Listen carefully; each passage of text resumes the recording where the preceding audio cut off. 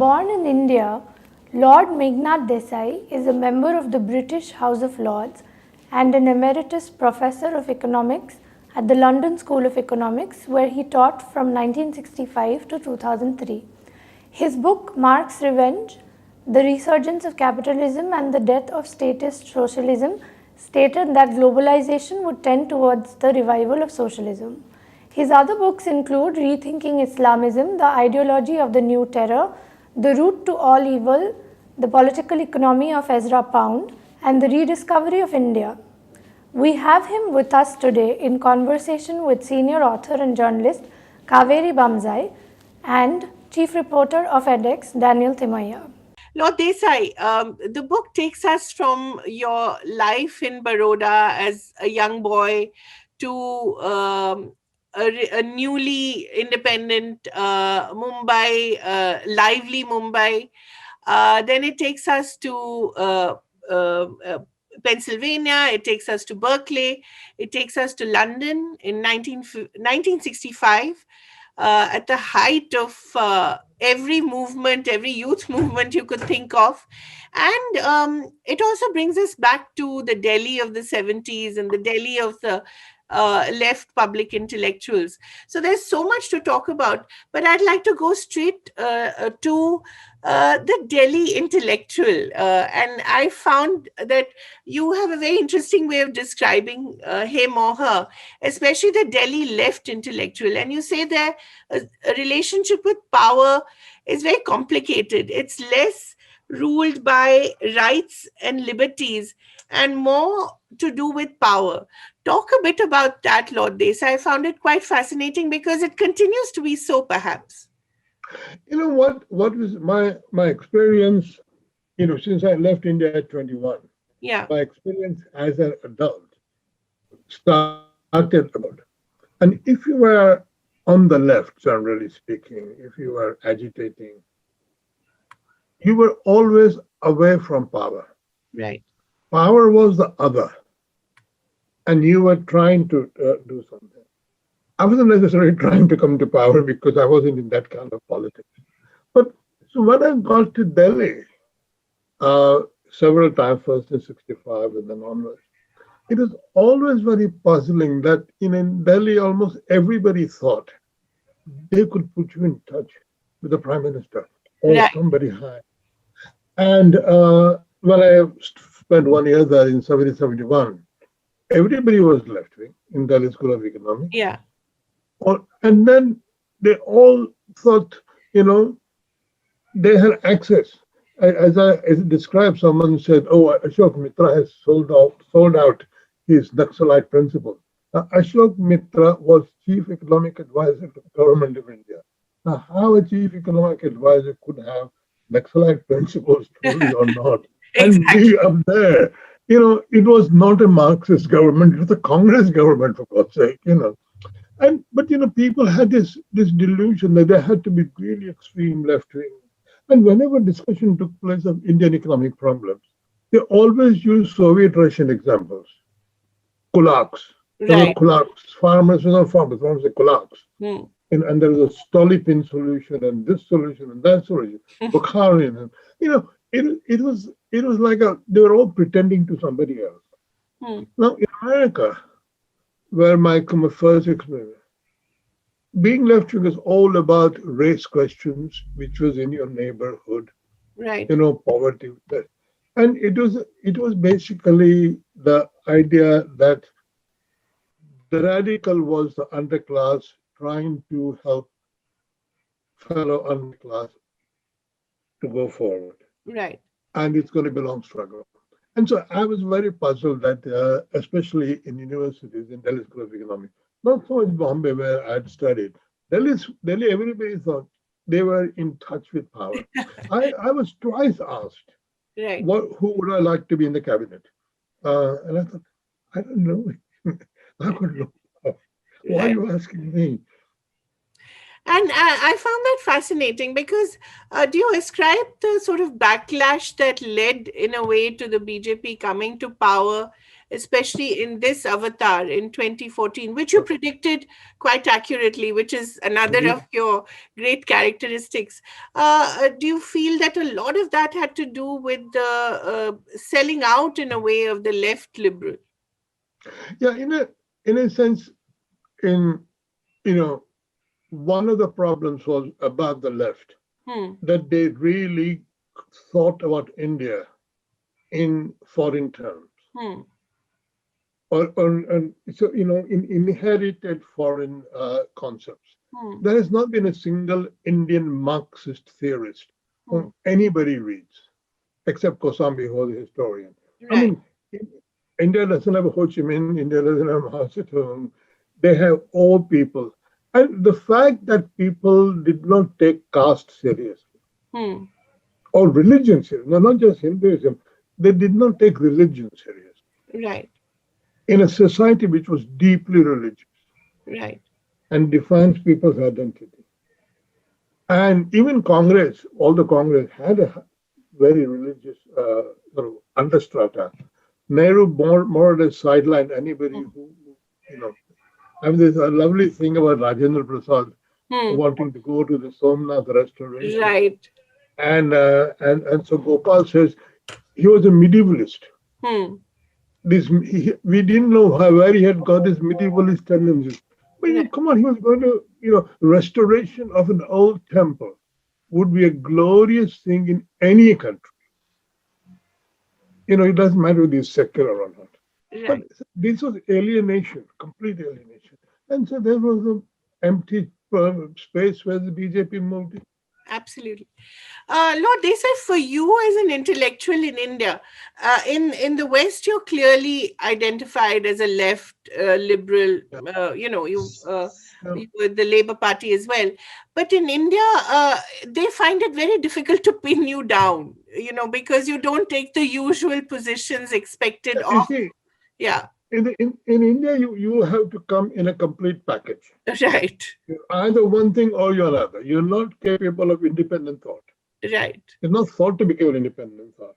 So if you are left liberal, you have to hate Modi.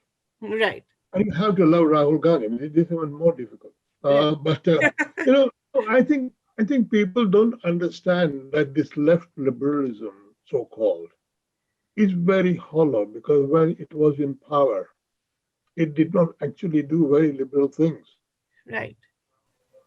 I mean, I could go on, but we have not that much time. Right. So, but if I am me and I take the situation, political situation, country, and I arrive at a certain conclusion quite logically, after thinking, I don't have to be in this kind of Manichaeanism, you're either with us, and if you're with us, then you must criticize everything the other side does.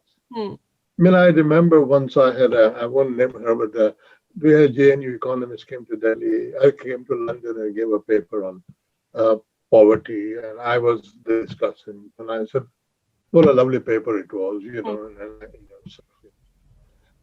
and I talked to her. She said later to me, why did you say it was a good paper? I said, because it was a good paper.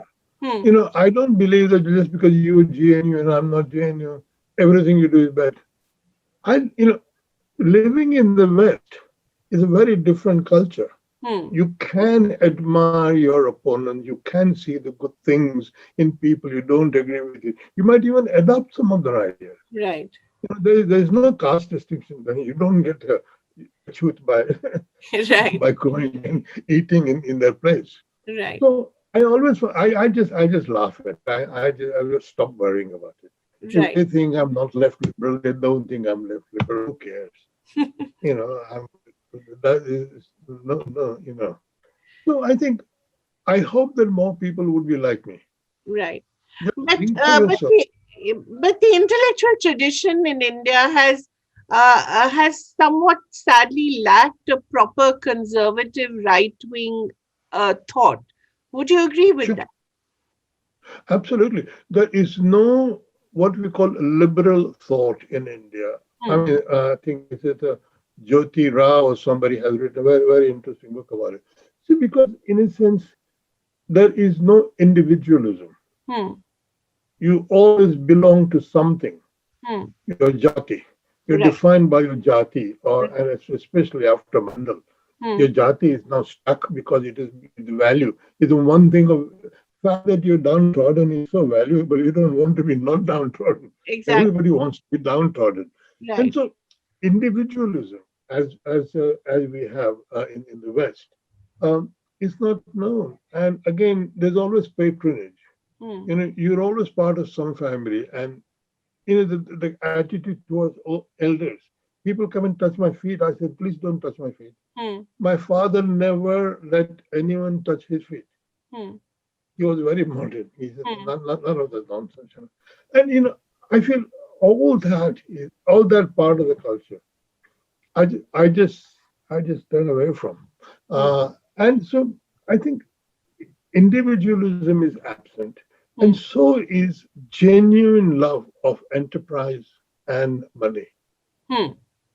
As I was saying before, Yeah. maybe in another interview, in India, no political party from RSS to CPM likes private business. Hmm. They think all businessmen cheat, all Right. profits come from cheating or monopoly power or something like that. And therefore, the first thing to do is to stop business from prospering. Hmm. First thing. Hmm. And sentimental thing like if you say, I'm a Kisan, yes, you can have your debt forgiveness. But Kisan is a businessman. Exactly. The private sector, the largest private sector Yeah. is agriculture. But And no, we have the least taxed in India in a way. exactly least tax in India, and so a lot of famous people have farms. Right. So I think these are deeply rooted cultural attitudes, and because modernity came with the foreigners, it has never taken roots. Right. It has never taken a deep root because we are very ambivalent about foreigners.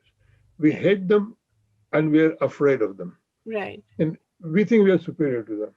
Right. Of course, we were there 3,000 years ago and they were on the trees or something like that. But we won't sign a treaty with foreign trade treaty with them because they may come and flood our markets. Hmm. We have no defense. So we have to be Atmanirbhar. Hmm. It's a very peculiar. I mean, I'm always puzzled by the fact that the ambition, RSS ambition, is to be Jagat Guru, Exactly. not the richest. Right. Not say we want a country in which there is no poverty. We Right. want a country in which everybody has a good life, a healthy life. No, we Right. want to be Jagat Guru. So Right. who's going to listen to you? You go not a single first-rate university in a country. And where is the need for the world? Maybe yoga, but apart from yoga, where is the need for the world to come to India? Right. But for a country to have that as its ambition, Yeah. That's quite fascinating. And Lord Desai, that is despite the fact that we are led by a prime minister who's Gujarati, and far be it from me to indulge in stereotypes, but the Gujaratis are perhaps the most entrepreneurial of the regions that we have in India. Why does this not take deeper root? And the BJP is a party, it was traditionally a party of traders and shopkeepers, or that's how it was characterized, and yet it never really held wealth as a priority. Now, let me say two things. First of all, I have this very unorthodox belief that India is a collection of nations. It is not a single nation. It's a civilization like Europe. And Gujarat has been a developed capitalist country for ages. Very exceptional, because Brahmins were never dominant in Gujarat. Right. The Vaishnavite Baniyama was, Right. or the Patidar. Or the party. And so the culture of Gujarat is very economically oriented. Right. And the money maker is respected in Gujarat, which is partly why I feel very strange in that at the all India level. Nehru said to J.R.D. Tata, Jay, don't talk to me about profit. It's a dirty word. And what did he know about business, for God's sake? He had not worked for a day in his life. Until he became prime minister, he had lived off his father's money. So Modi was in that culture. But the RSS is not in that culture. The Right. idea that BJP is a traders party is an insult invented by the left. Right. It is absolutely not true. Right. So I think, I also think, for example, and this is my own private belief, that Modi also has been now captured by those non-Gujarati forces of the RSS, saying, आपको 5 साल दिए, आपने विकास कर दिया, ठीक है, अब हमारा काम करो सांस्कृतिक. The national question has to be solved. 370, CAA, that is priority. Sabka Vikas is not priority. So I think, he is still the only leader in India who can get anything done. But he has to get back his focus on the economy. It's diverted by COVID, it's diverted by the China-India border war. But I think if he doesn't do it, nobody else will do it. Right. Arun Jaitley isn't there anymore. Yeah. Right. You see, Punjabis and the Gujaratis, and to some extent the Tamils, have commercial civilization. Right. Whereas the rest don't. Yeah. The rest don't, exactly. It's interesting, Lord Desai, you mentioned that, we've always, we've had a lack of Marxist theorists when it comes to the country.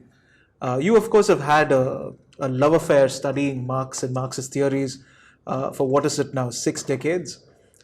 Could you tell us a little bit about where that began? Because you did, in most of your books, you talk about how your brush with student politics and studying Marx started very early in life. Could you tell us a little bit about how that came about and what place it holds in your long due autobiography? Well, the thing is, when I was growing up, at least when we got to Bombay, and I was my teen years in Bombay, Marx was everywhere. At least, if not Marx, at least communists were everywhere. Culturally, very, very powerful. In cinema, in theater, people like Kosambi. I was very precocious, so I read Kosambi early on. And most people hadn't actually read Marx. The entire Communist Party had not read Marx, but that is another story. It's when I went to America, paradoxically, that I discovered Marx in a very different way. Had I gone to Oxford or Cambridge, I'd have had the imperialism Marx, Indian imperialism, Indian underdeveloped because of imperialism, this, that. In the context of Leninist theory, I would say. In America, radicalism came from a critique of the society itself. Not of a foreigner, not of anything else, but the fact that a society itself had class contradictions. Why, of course, racial contradictions as well. So my Marxism first started by understanding the Vietnam War, the black-white differentials, and all that sort of stuff. So when I went to England, I did much more academic study, but the perspective was never, let's say, the JNU perspective. It is a good perspective. It's a very good university. There are some good professors. So for me, it was never that imperialist caused my underdevelopment. I caused my underdevelopment, and I have to find out how I did it, what my country did. And also, by reading extensively Marx himself, I discovered that Marx is not Lenin. Lenin is very, very different. And I construct myself to Marx. So my Marxism comes from a different educational tradition. Nobody actually taught me Marx. I just read it myself. But and I was not trapped into the Indian communist culture, which is very, very superficial and very badly read. They hardly read anything. As I was saying, no Indian Communist Party person has ever written a book which is read abroad as a contribution to Marxism. Gopalan or Nambudripad or Dange, nothing. There's nothing there. So I think, in a sense, for example, Marx takes a much more positive view of capitalism and its potential than people now think. I mean, after all, the whole controversy with the fact that Marx thought British imperialism was doing progressive things in India by Exactly. destroying the old mode of production. Right. That's anathema to Indian Marx. How could Marx praise imperialism? But for Marx, didn't think like that. Marx thought capitalism was a progressive force and feudalism was a backward force. So if you destroy feudalism, it's a good thing. Mm. Now you see, this kind of idea is totally alien in the Indian Marxist tradition because they've never read Marx properly. So they're always looking around for the negative. Capitalism has to be negative if Yeah. you're a Marxist. Yeah. And I wrote And a book you, called Marx's Revenge. I wrote a book called yeah, and when you wrote that book, you argued about capitalism to such a great extent that a lot of the communists took offense. Capitalism will not go away until it is exhausted. It is not yet exhausted. Look at Amazon. Look at this. The fact that you and I are talking at a distance is a Yeah, result of capitalist innovations. And the four largest firms in the world today are all in data. They're not in manufacturing. That no, is that's that right. is capitalist innovation, and the dynamics of that is where in my book Marx's Revenge, about the resurgence of capitalism, is Marx's revenge on Lenin. So it's like Lenin misled people, and all communist parties have been ever since misled in rejecting capitalism. India suffered from that because the Nehruvians were never friendly with capitalism. They thought the state was always better. And I think after 70 plus years, we ought to accept that hypothesis is false. The state is actually not very good at all. Yeah. Absolutely, there's Lord Desai, little may I doubt just about it. ask you, since we were talking about concepts, one of the concepts that you helped develop globally was the Human Development Index as a way to measure a nation's success, a nation's progress. I was wondering, do you think it's time to revisit that? Oh yes, absolutely. I mean, I did it for about 12, 13 years. Then we always had a brainstorming meeting to begin with. We were having a brainstorming meeting, and I suddenly realized that I was too old for this because they were talking about things we had talked about a dozen years ago. And I said, I can't say, but we've done all that because obviously we have failed. Let me get out of here and let the new generation do what they want to do. No, I think it's a very simple example is this. If I come from London to Delhi, my human development index goes down, right? Oh, absolutely. Now, so it is not a personal characteristic. It's a Right, group characteristic. right. While it is very useful for government policy and so on, it is not a measure of individual achievement.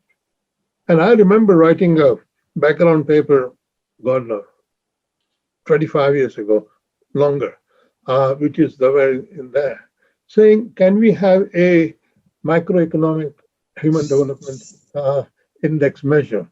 So we can do household by household. What is a household's human development index? Now, for example, in India, what would be the human development index of different jatis? Say Right. in Bihar or in Punjab or in Tamil Nadu, or individuals within. So, we need a much more richer, I mean, you can do the background work. And some people in India also, they've done background work. But we need to get down to individual welfare because group welfare is all right, but every group has inequality in it. And so you miss out the real thing that you have to go search for who is missing out from economic progress and how can we actually get everybody up as equal as possible. Because poverty reduction is one, poverty elimination is one thing. But ultimately, we have to tackle inequality as well, social and gender inequality, for example.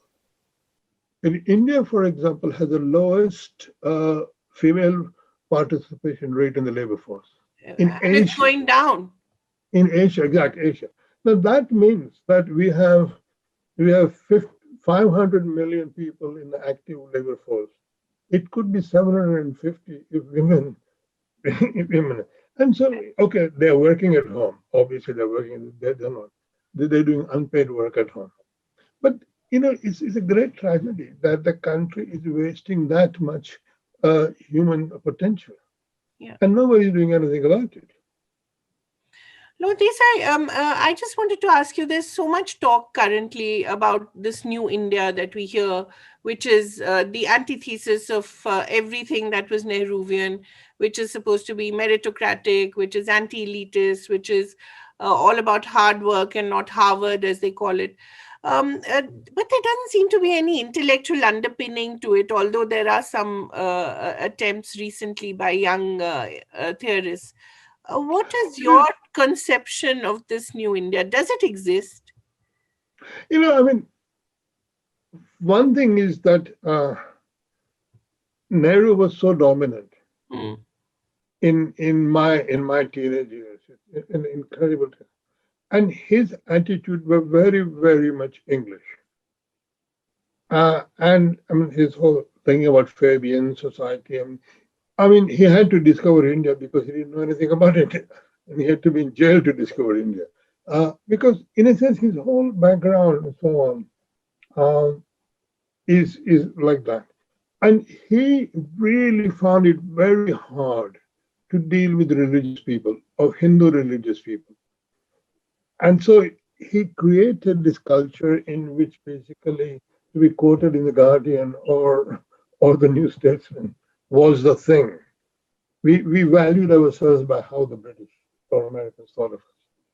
And we had to, in history, we had to find good kings, and only two turned up, Ashoka and Akbar. Now, what is common among them? Neither is a Hindu. One is a Buddhist and one is a Muslim. So, that kind of, I remember being very, very kind of irritated by this. I was not a BJP wala, but I think, come on, you can't have this thing about glorifying Ashoka, glorifying Akbar, because you don't want to glorify Chandragupta or something like that. What's wrong with it? So there was this, not secularism, but no anti-Hindu secularism. But it is true. Now, that created a alienation from the ordinary people. And they were happy to vote, but basically Congress did not deliver growth, and at least not for the first 40 years. They were babus and they had jobs and all that, but it was for the few, not for the many. So what were people going to do? People are hungry not just for economic, they're hungry for politics, for an identity, for what do I believe in? And I think that is where BJP very patiently dug away. They're anti-Muslim, and I think that is a pity. But that is, you see, again, as I was saying before, because India is a civilization and not a nation, we have to have a national narrative. Congress didn't actually have it. Secularism is not a national narrative. BJP has the Hindu narrative, which I still think is not good enough, because India is more than a Hindu civilization, and the whole story is entirely North Indian. The entire Hindu nationalist myth of Muslim domination is entirely North Indian. Northeast is out of it. All of South is out of it. And it is a Doab. It's a Doab region, and that's all it is about. Delhi Sultanate. So these are partial stories. But right now, the people were hungry for identity, and BJP gave them an identity. Now, where is the modern India? When the modern India is sort of doesn't really mind about being it. They want to be technologically advanced. I met lots of people because of my confused image. A lot of BJP people come to me as well for guidance, and I give them. I'm a teacher, and I'll be teacher all my life. So if they show me their books, I advise them on that. They are sort of impatient to get on, grow the growth, grow the technological capacity. And there I think they're fine, that the Indian government structure is absolutely third rate. One of the greatest obstacles created to growth in India is the bureaucracy. And even Modi ji has been unable to, he's trying lateral outside recruitment and so on. But the IAS is a huge behemoth, very, very hard to defeat. Until we do that, until we get away from the state ownership stuff, none of that is necessary. None of this nationalization is necessary at all. No, I said that in a column earlier this year, you predicted that Mr. Modi would retire at the age of 75 because that was the norm. And you, of course, now just mentioned that the IAS is the biggest stumbling block to, all of the things that he hopes to achieve, and you call the government third rate. Now, do you see this paradigm shifting, especially given the way they've dealt with the pandemic and all of the things they've done? You see, I did say Modi will retire at 75, and I still believe that. And it's pity because he's the only leader India has got.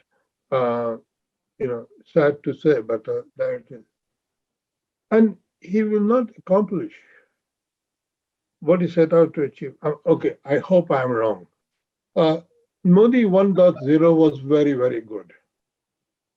But I think now in Modi 2.0, the harder ideologues of BJP are saying, ye vikas jane do, sanskritik kaam karo. The culture war is more important, the Hindu nationalism is more important. And so establish that culture, and 370 was one part of it. The Citizens Amendment Act is another part of it. And it's going to be very troublesome. But I believe I'm wrong. Sorry, I believe I'm wrong, but I think Modi has not focused on the economy anymore. This is Modi 2.0. And we don't have data. And do you think that's dragging us back as a country right now? Well, I think that has, again, I hope I'm wrong, but I think our growth has slowed down.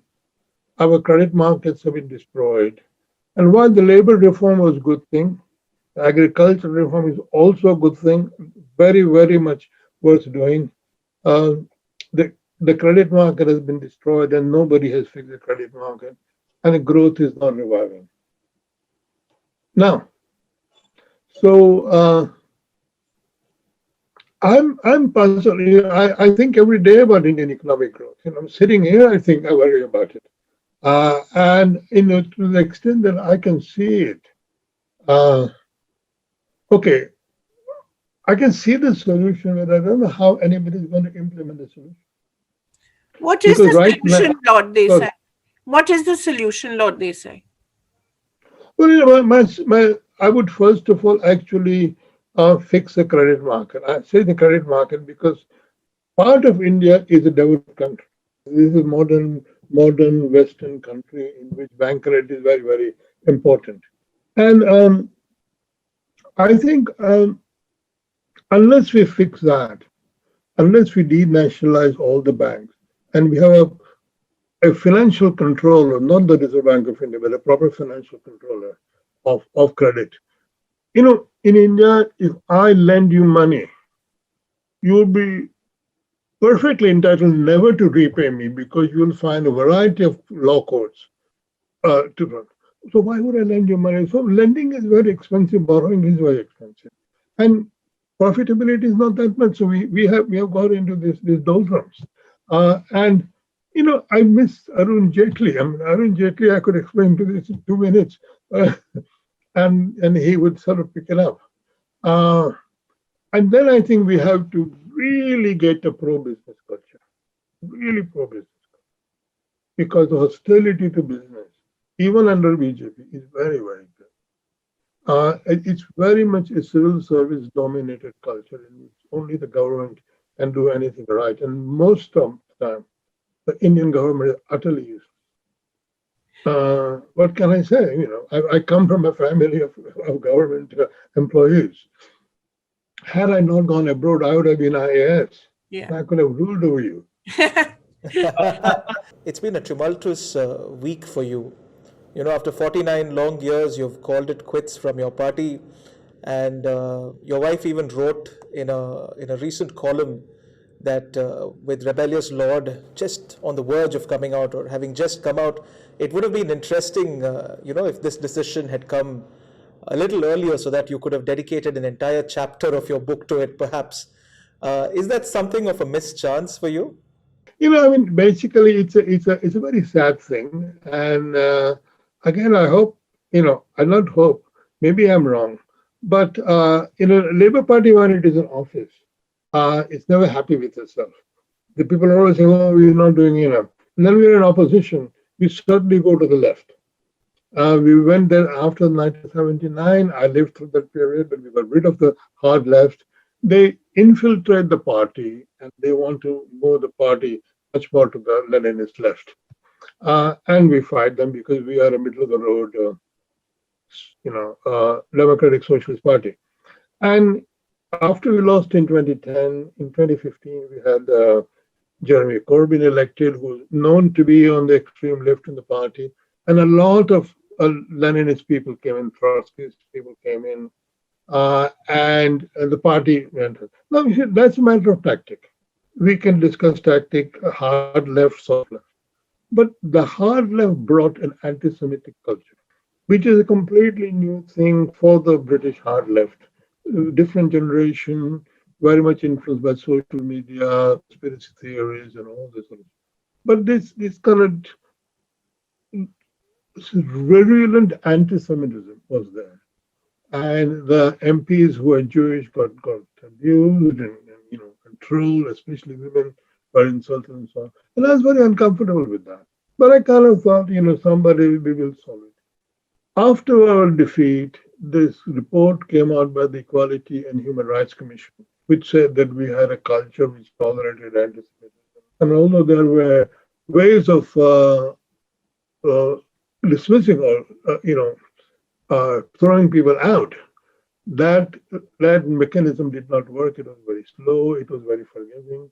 And then when the new leader didn't really crack a whip and we suspended and re-admitted Jeremy Corbyn within 20 days, I thought, this is it. I can't really take this anymore because I feel ashamed that I'm in a party which is anti-Semitic. And it's not going to be fixed anytime soon. So, everybody, when I said this to my fellow Labour peers, they said, no, stay in there, fight the good fight. And I thought, no, I can just see it coming. This is getting nowhere. We're going to get trapped in these ends committees and commissions like that. And people will know that. People say, but it's not really very large, it's very small. It is there. It is pointed out to us by an independent agency that we are a racist party. Look, I can't be there.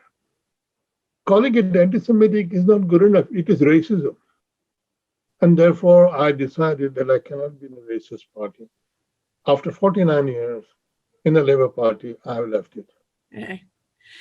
Lord Desai, just the last... You see, I can get into trouble in any country. Well done, you. You came to Britain in 1965. Britain was still coming to terms with its multiculturalism.